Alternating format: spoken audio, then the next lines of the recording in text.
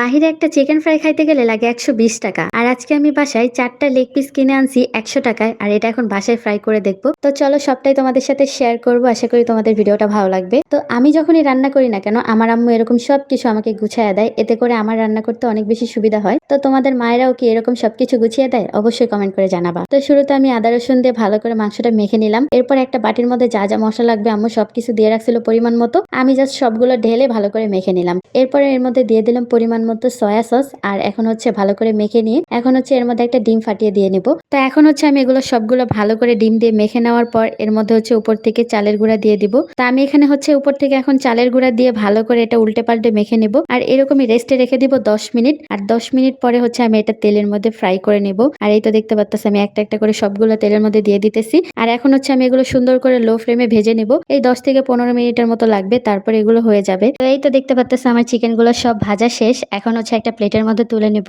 আর বাসায় যেহেতু টমেটো সসের প্যাকেট ছিল তাই এখানে 4টা প্যাকেট দিয়ে নিছিলাম। আর এখন হচ্ছে উপর থেকে একটু সস ঢেলে খেয়ে নিলাম। আর সত্যি কথা বলতে দোকানের থেকে 200% ভালো হয়েছে। চাইলে তোমরা এভাবে ট্রাই করতে পারো।